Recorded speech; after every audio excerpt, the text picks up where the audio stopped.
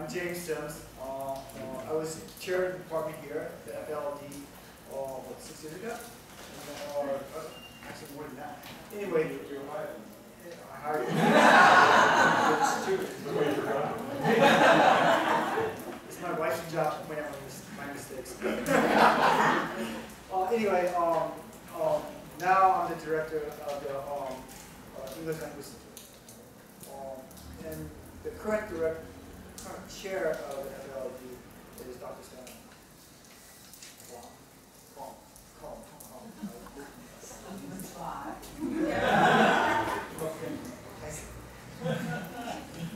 Anyway, so first of all, we're supposed to do the opening part of remarks for the remembrance, the celebration of Ivor's life. Okay. So first of all, I'd like to say welcome and introduce some special guests. We have Pastor Lee,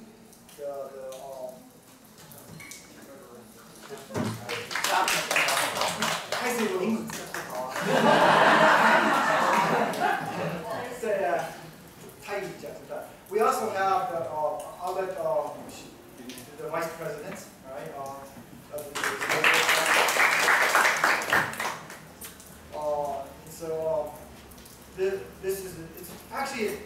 This kind of situation is difficult for me to know what to do, because people who know me know that I tend to be less serious than I ought to be at times. So I'm going to try to be a little bit serious. Right? So let me introduce Stan. Let Stan say a few words. All right, welcome, ladies and gentlemen. I think I'm relatively new to this department. As James said, I was hired in 2006, and so I think I should have little to say about Ivor, because I never met him. But I'm lucky enough to hear those stories about Ivor. His stories, and I'm sure we're going to do more stories to share later on. In a way, I'm lucky to be kind of taking the chair position of a giant figure like him. Basically, the thing is, the unlucky thing is I never met him in person. Even though I just found out today, he was basically an alumni. But he did his MA in linguistics at Essex University. I did my PhD at Essex University, but that was 30 years apart. The setting is the department has lost an icon. And I say icon basically means a symbol. But I think the happy thing is we are here in a way to celebrate his life. His energy, his enthusiasm as a teacher, and his attentiveness to those who need him. So I think his memory lives on, and he's always kind of in a way with us. And I think I will leave you and go to the audience to but first we have Chaplain and Lee to lead the program.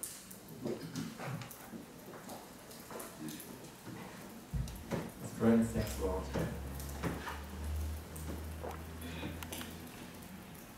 亲爱的天父，今天下午，我们在这儿纪念谢老师一生的工作。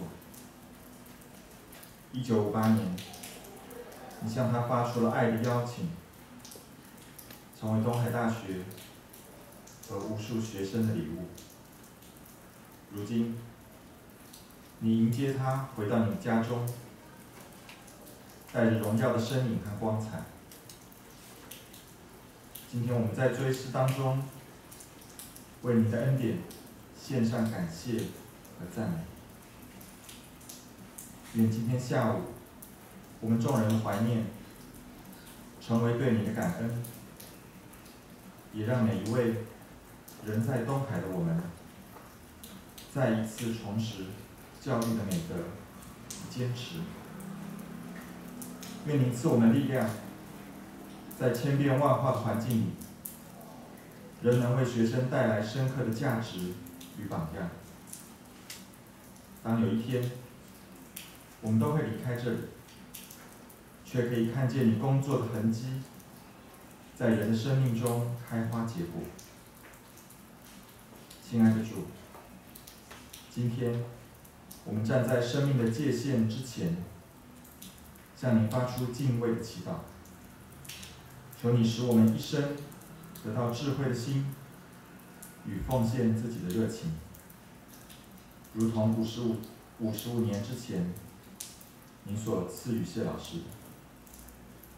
我们同心的祈祷，奉耶稣基督的名，阿门。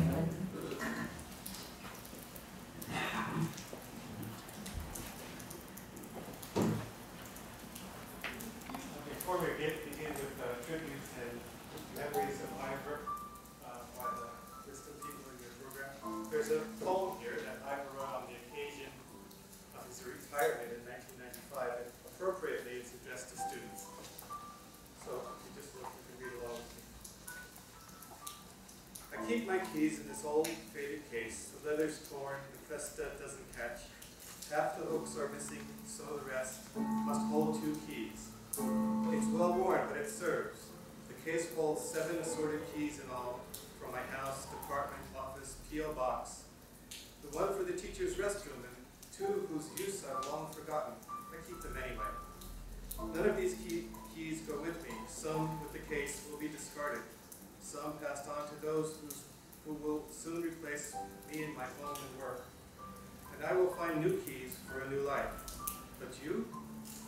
What keys will you find, forge, or be given here, soon to be cased in a bright new Donghai diploma? Which keys will you discard and which retain?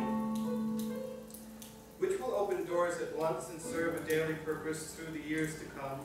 Which will bend or break at first try and have to be thrown away in rage or tears? Which one now seems to fit no lock you know of, and so will remain unused, perhaps for years, until one day you come across the door, this one key fits, a vital door for you. The day I was 21, as a formal gift, I received my home's front door key, a sign I was now free to come and go at will. Here may you all receive the keys you need to unlock the doors you choose in your future life. Ivor, we hope and pray that you find the key that you need now.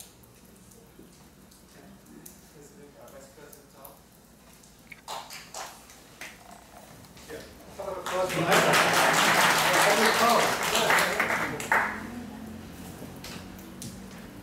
To pay a proper tribute to Professor Shepherd, I'll read from my prepared notes.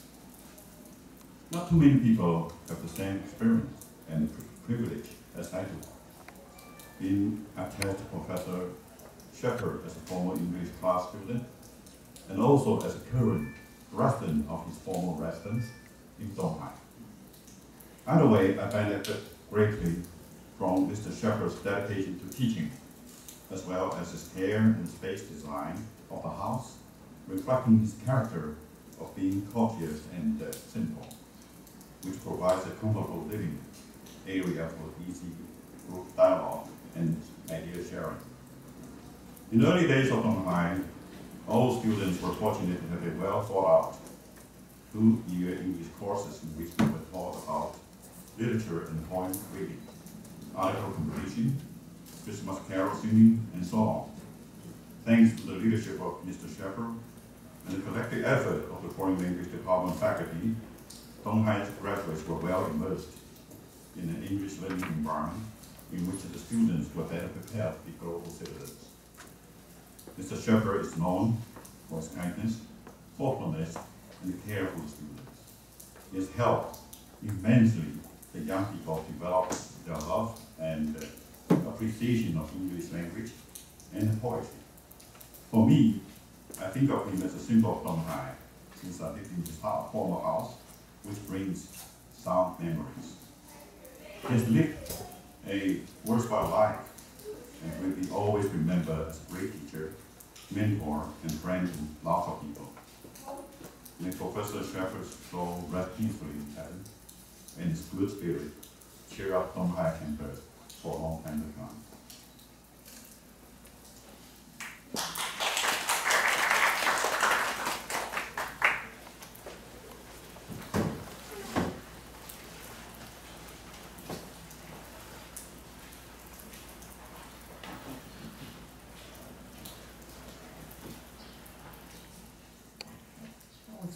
remember the first time I met Ivor.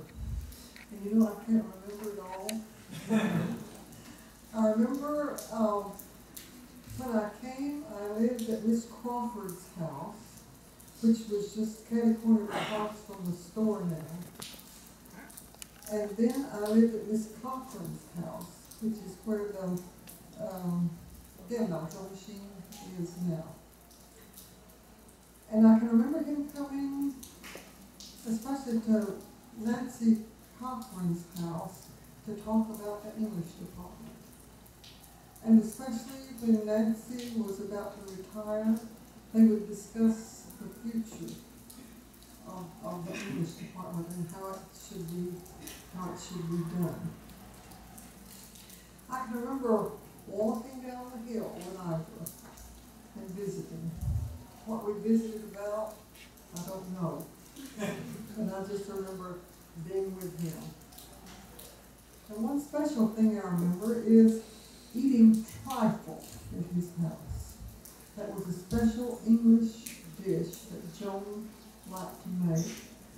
And I had always heard of trifle, and I didn't know what it was until then. And it was and is really delicious. And then I remember Christmas at their house, because they always had their house really decorated. It was always very, very nice. And I remember their 4 children playing and having such a good time. And then the teas that he would have at his house, especially for the foreign language people, because there were a lot of young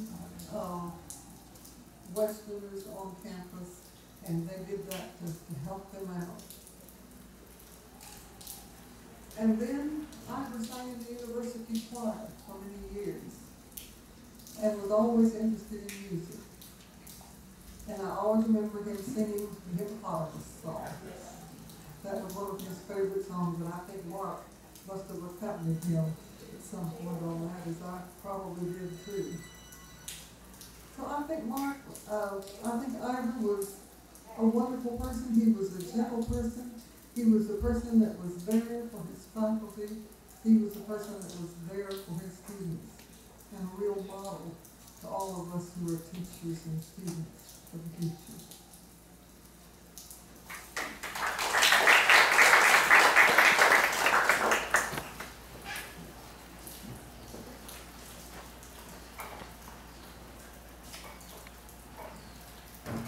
Representing the Department of Foreign Languages, and I'd like to say to my mom and Rose, I do remember the first time when I met Ivor Shepherd. Strangely enough, it was 1 year following my arrival at Tunghai. He would say, how is it possible? How could you possibly miss Ivor for a whole year? He was quite tall. How could you overlook him? A distinguished gentleman with white hair and a very impressive white beard. Or where was he hiding? Well, he was not hiding. In fact, he was on a leave of absence. He had a sabbatical that year, and he spent the entire year in the United Kingdom. And so I met him. I met the man who hired me actually 1 year after I had arrived here at the beginning of my second academic year at Tunghai. I have many memories of Ivor. Perhaps my fondest memory takes me back into the past of my class. I was teaching English literature 1 year. And as he had done for some other teachers, he came to my classroom and sang a very famous hymn of the English church, Jerusalem, by William Blake. Jerusalem was a poem by somebody from the 18th century that was put to music at the beginning of the 20th century, and it has become one of the classic hymns, one of the very great hymns of the English nation and of the English church. In fact, it is still sung just about every weekend. Somewhere in that church in the United Kingdom, they sing Jerusalem. They even sang Jerusalem during the wedding of Prince William and Kate, the Duchess of Cambridge, 2 years ago. There you had Queen Elizabeth and the royal family and the government of the United Kingdom singing this song, which Ivor used to sing in our classrooms, my classroom and other classrooms. And it was really wonderful because for me it represented the spirit of Ivor, the idea that you not only teach something academically, objectively from a textbook, you teach it as a living experience. You represent the spirit of the culture that you are teaching. And you share it with the students as a living gift. And it was magical, and it was enchanting. And And at first, because the students have no text, their textbook, these things, and they don't know what's going on. They just listen respectfully. But after the second or third or fourth time, one or more students keep singing along. And by the end of the class, everybody, a whole class of 30 students are singing Jerusalem. It's very wonderful song. It's a very great moment. We've been using, we've been chanting, we've been changing pace, but it was also very meaningful because the last stanza of that particular poem is, I shall not cease from mental strife, nor shall my sword rest in my hand, till we have built Jerusalem in England's green and pleasant land. And we do think this is a green and pleasant land. And so it applies very much to the place where we live, right here in Shanghai. It's about England, but it's also about Taiwan, it's about Shanghai, it's about who we are, people in the 20th century, 21st century. Now, of course, today, if any teacher wants to explain to the students what is William Blake's Jerusalem, or what is this great song, all you have to do is use this machine, this digital lecture. You can access the internet, and it's connected to the projector, so you just show it. You show the film clip right away. Or even if I meet students outside the library or in front of the post office, all I have to do is take out this thing and go like this a couple of times, right? And there you have William Blake's Jerusalem being sung, being performed by the BBC, somewhere in London, with the last night of the proms or something like that, right? But in 1990, when I came and when I was teaching this course, we did not have this technology. And go back to the years when I was not here. And Ivor was already doing that in the 1980s, 70s, and 60s.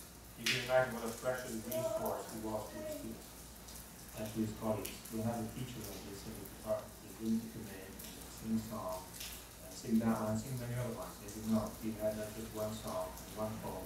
He had many, and he composed poems, just like the one which John Schuster already read. So he was a great teacher, a wonderful colleague, and a dear friend. And in closing, I would like to offer my deepest condolences to the family of Ivor Shepherd and his friends in the United Kingdom and all around the world as we keep him in our thoughts and celebrate his legacy. Thank you.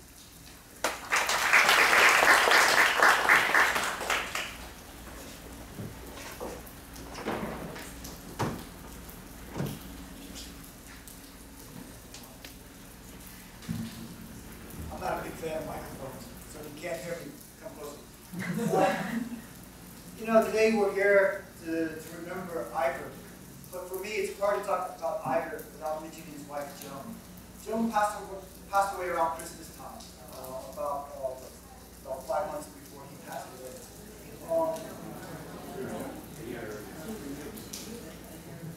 Oh man, this is scary. Wasn't this Christmas? I'm getting senile. Oh, sorry about that. Anyway, my point is this: it's hard to talk about Ivor without talking about Joan. They were the kind of perfect yin and yang couple. They were opposite. They complemented each other, sort of like a peanut butter and jelly sandwich. I know that the Shepherds would hate that comparison because it's kind of an American reference. They would hate that. But they work well together. I mean, they were opposite. They were very complementary of each other. Their oppositeness, whatever. Their contrast worked well together. In my mind, Ivor Shepherd was that iconic British gentleman. He reminds me of Passepartout, Phileas Fogg from Shopfall from I'm really messing this up really bad. Around for 180 days. He reminds me of Phileas Fogg. On the other hand, Joan reminds me sort of like a spitfire. That kind of person that would never give up and would fight to the end and would tell you exactly what she was thinking. Joan never hid her feelings, and you could always know what she was thinking, and she had no problem telling you that.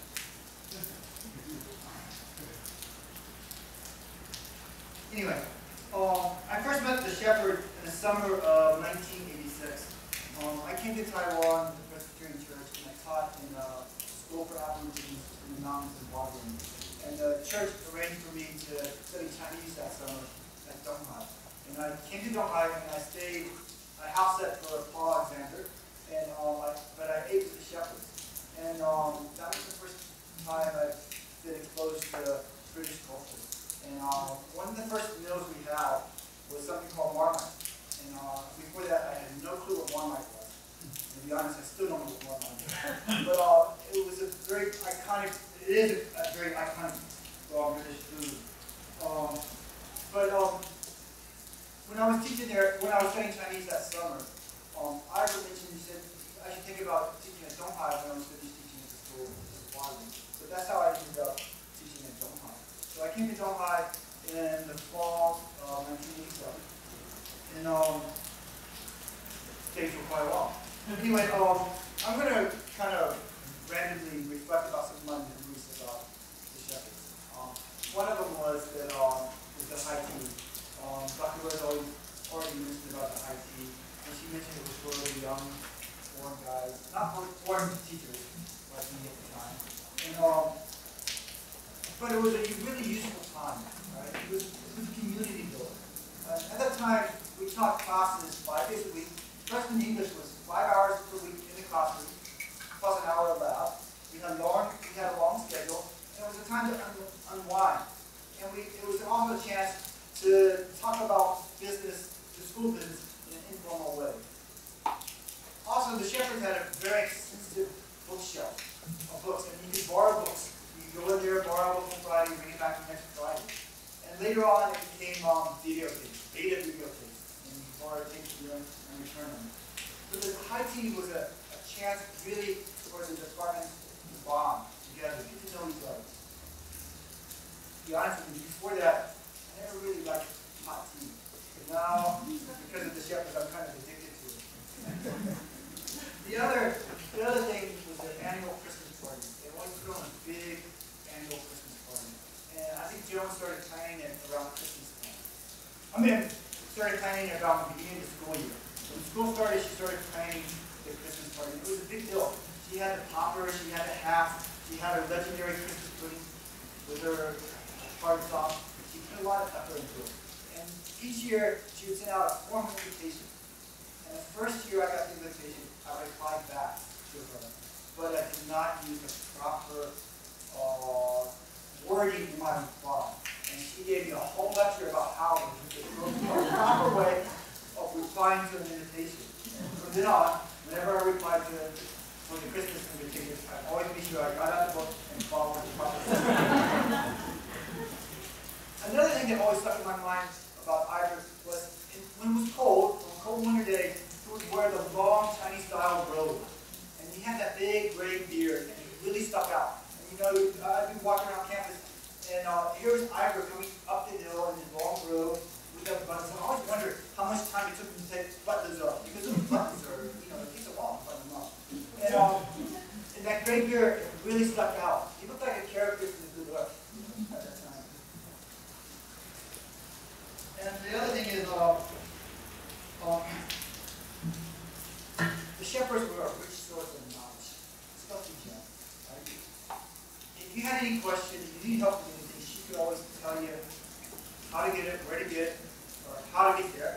She was a rich source of knowledge. If she didn't know, she knew someone who knew. And she had connections to everything. She could tell you where to get the best Peking duck in Taiwan. She could tell you where to get Christmas lights. She could tell you to get anything. She had her own jewelry bag. Once a week she would have, I think it was Jim the Jeweler would come and give my jewelry to her. She loved to take people to the jade market, the old jade market before it burned down. It was an all-day event. If you ever got the pleasure of going with her to the jade market, you thought it would be a couple hours. It ended up being all day. Which is surprising because the jade market was only open in the morning time. And another thing is, Ivor could really cut her up. He was a dancer. He really enjoyed dancing. By the time I knew Joan, she had worn a neck brace. And I guess she would get on the bus or in the car without a neck brace. But I imagine before that, she could also cut her up too. But Ivor could really dance. He enjoyed dancing. When he danced, you can tell that he was enjoying it. He really got into it. So, one of the things we have out here in the courtyard is events dedicated to Ivor. I think it's the 50th anniversary of Donghai. The department dedicated events to the music. When I first came to Donghai, before I even came to Donghai, people would tell me, oh, Donghai has the best music department in Taiwan. Forget about Taiga, forget about those schools. Donghai has the best music department. Right? That's before I came here. Right? And I like to think that's true. Right? And I think we can give it the credit to people like Ivor, because he built up the department and the program, and had the foresight to really kind of care and dedicate himself to it. Hank concluded with saying he'd like to give his condolences to the family members. I would like to say I'd like to give our thanks, right? Because we really gained a lot from the Shepherd's community. And that's all I have to say. Has it really been over a year? Oh, that's so scary. I thank you.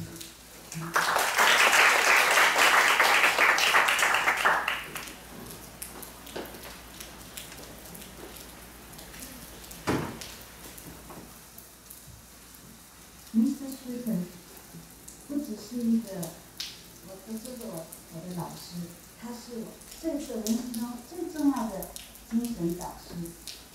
我的人生中几个很重要的转捩点，都是因为他。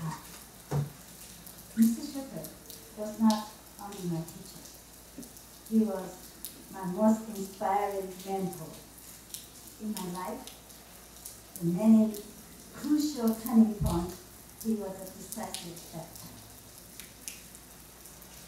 我刚进东海的时候，是 Miss Cochran 当系主任，所以我在大一的时候，我并不是很认识他，我只知道我们系上有高高瘦瘦的老师。我大二的时候开始上他的课，上的是西洋文学概论。那上了没多久的课，我就发现，他总是在问我们问题，然后。因为我是一个很好奇的学生，而且我有很多主意，所以我总是会回答他。他就说很好很好，然后再问我一个问题，然后再说很好很好，又问一个问题。所以其实我前面那个回答一定没有很好很好，所以他总是说很好很好。那这个东西是对我来讲是非常重要的，因为我在中学的时候，常常考试那个。老师会出一个题目，就说这一段文章的主题是什么？我常常回答的不是正确答案，我很不服气。可是老师总是有一个正确答案的标准答案在，我就常常觉得说，为什么我的答案不对？好，到了 Mr. Schiffer 这里上他的文学课，我才发现他说，哦，我的答案是对的，并不是说只有一个标准答案，所以。在当下，我就决定了，我要念文学。就是因为原来我不敢，就觉得说我的想法好像常被老师打回票。可是我就觉得说，他告诉我我的看法是很好的，我就觉得说，哦，这个是一个我想要进的一个领域。